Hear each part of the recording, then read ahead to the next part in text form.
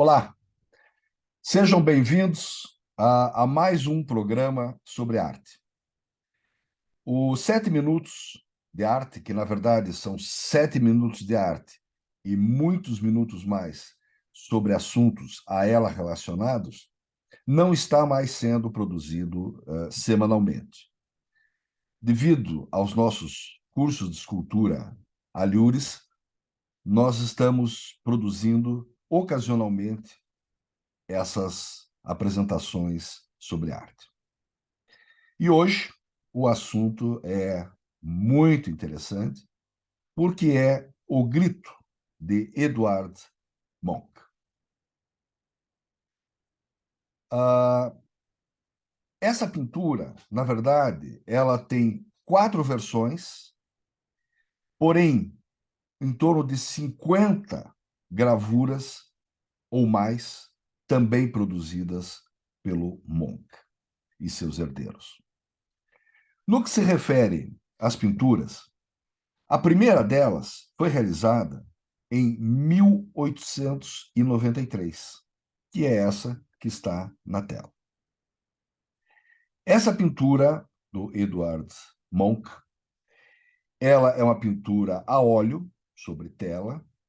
Ela está na National Gallery em Oslo, Noruega. E ela tem uma história muito interessante, porque ela foi roubada em 1994, mas felizmente no mesmo ano ela foi recuperada. Acredita-se também que uma outra versão em pastel precedeu esta versão em óleo que vocês contemplam. E existe também uma outra versão em pastel de 1895, que está nas mãos de um colecionador particular, e que antecedeu a uma segunda versão em óleo. Versão essa feita 17 anos após a primeira.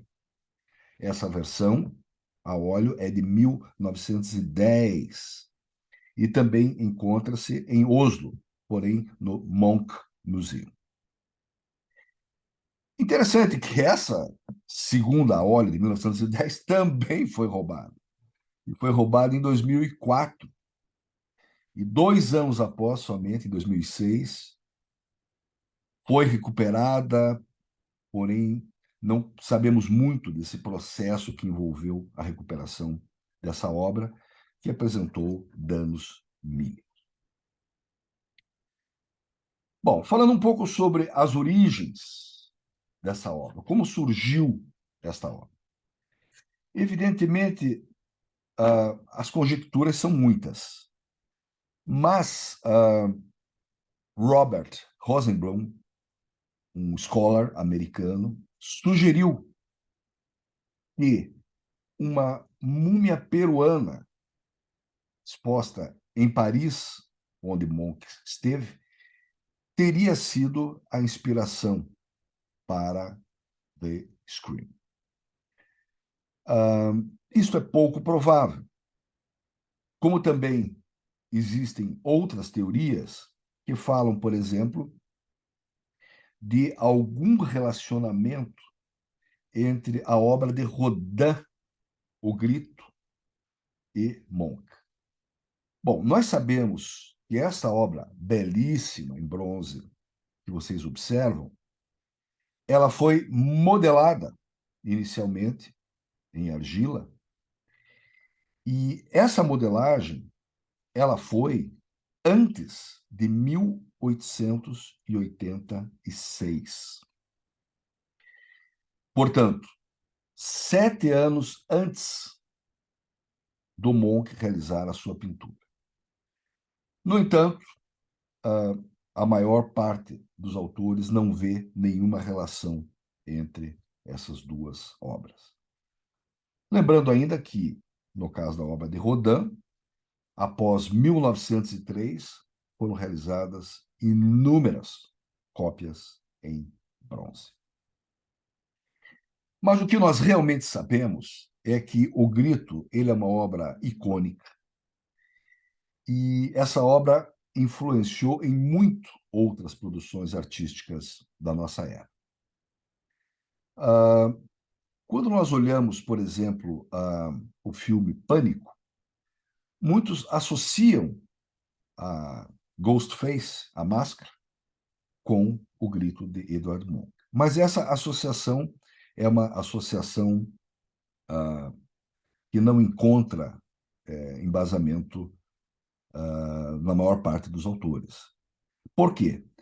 Porque, na verdade, a Ghostface ela foi uma máscara inicialmente encontrada acidentalmente e uma empresa chamada Fun World, ela então passou a produzir essa máscara, também conhecido como The Peanut Eyed Ghost, ou seja, o fantasma com os olhos em formato de amendoim.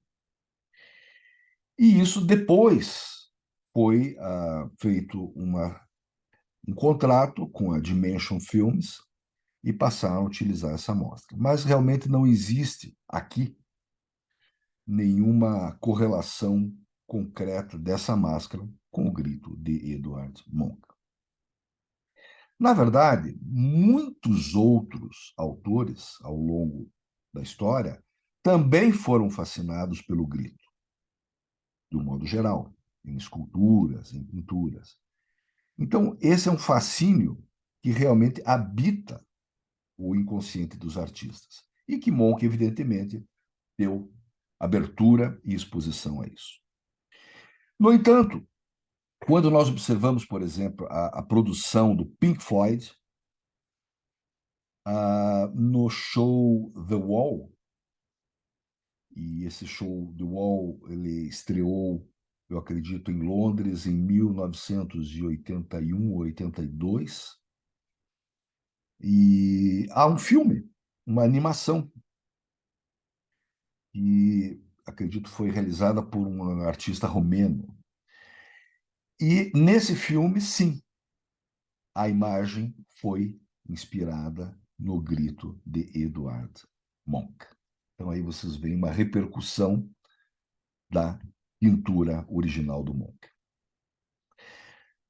Alhures, vocês veem até alimentos, biscoitos, que também trazem essa imagem do grito para a nossa atualidade. Bom, vamos falar um pouco sobre o autor, sobre o Edward Munch. Na verdade, o Edward Munch ele nasceu em 1863 na Noruega, em Luton. E ele tem uma história muito peculiar, que eu acredito relevante para o nosso entendimento do grito. A mãe do Munch morreu quando ele tinha 5 anos de idade. Morreu de tuberculose, que era, na época, uma doença bastante comum e fatal. E mais tarde, quando o Monk tinha 14 anos, a irmã dele, a Sophie, ela também morreu. E morreu de tuberculose. O Monk, ele tentou estudar engenharia, abandonou. Depois, ele foi aluno da Royal School of Art and Design, da Noruega. O pai do Monk, ele também falece quando o Monk tinha 26 anos. Então a gente vê que o Monk ele foi, de certa forma, estigmatizado por todas essas perdas. E é interessante que em determinado diário ou relato, ele diz que sem o medo e a doença, a vida dele seria um barco sem rumo. E nós vemos aqui esse trauma dessas perdas todas em uma outra pintura dele, Essa pintura de 1885 é a criança doente. Quer dizer, uma criança doente já é um tema, vamos dizer assim, triste, um tema é, que na época não era raro, mas denota essa conexão do Monk com o sofrimento da sua irmã Sophie. E aqui nós temos uma outra pintura do Monk, essa pintura de 1897, e essa pintura é a criança e a mãe falecida. Mais uma vez, o Monk, que tinha uma grande ligação com a mãe, ficou sem ela quando o Monk tinha 5 anos de idade. Então, a gente vê que isso realmente, de certa forma, está muito presente na produção do Edward Monk. Mais tarde, Monk, por volta aí dos 30 anos, ele tem um relacionamento amoroso com a Tula Larsen, e por algum motivo há uma ruptura nesse relacionamento, e o Monk acaba dando um tiro na sua mão esquerda. Parece que esse tiro pegou apenas em parte de um dedo, e ele foi operado, se restabelecendo completamente, mas fez uma pintura disso. Uma pintura dele na mesa de cirurgia.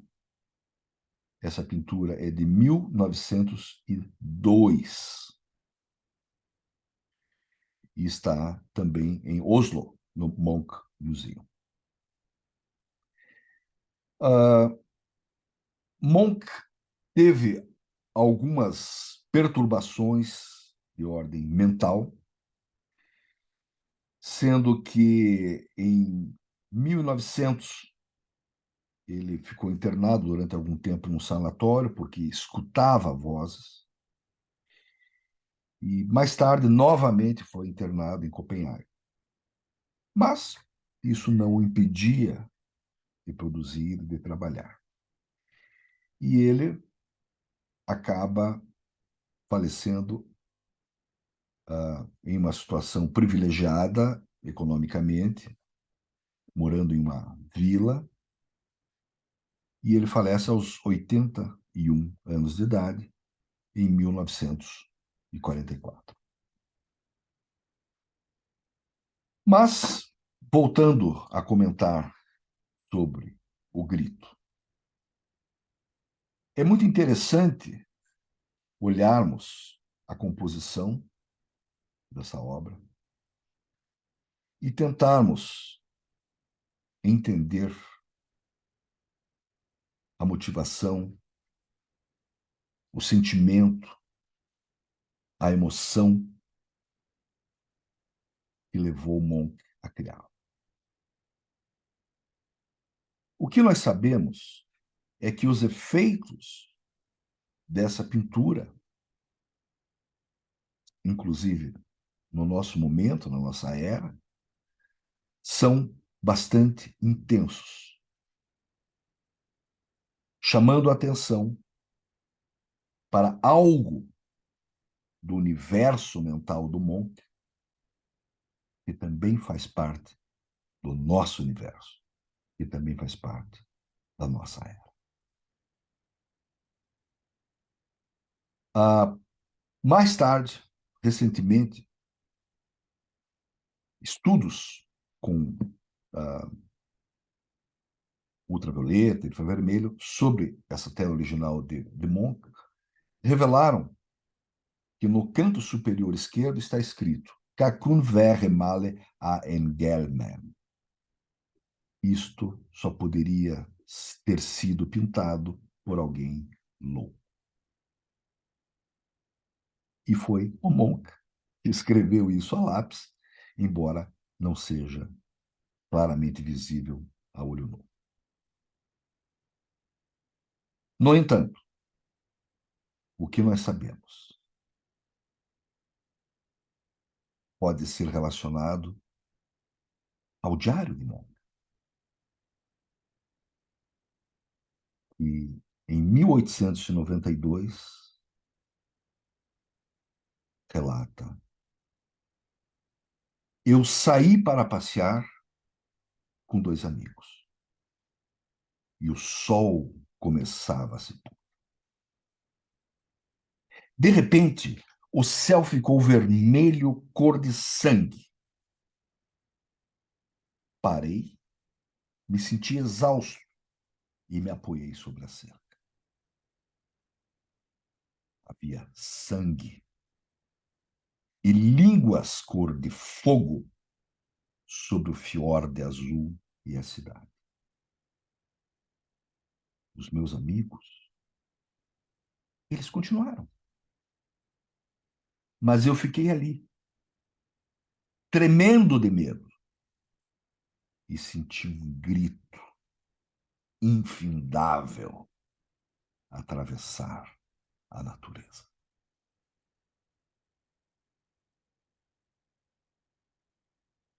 Então, meus amigos, o que realmente nós podemos sentir é que esse grito ninguém ouviu. Muito obrigado pela audiência de vocês e os aguardo em uma próxima oportunidade, onde nós estaremos produzindo mais um programa desse. Muito obrigado.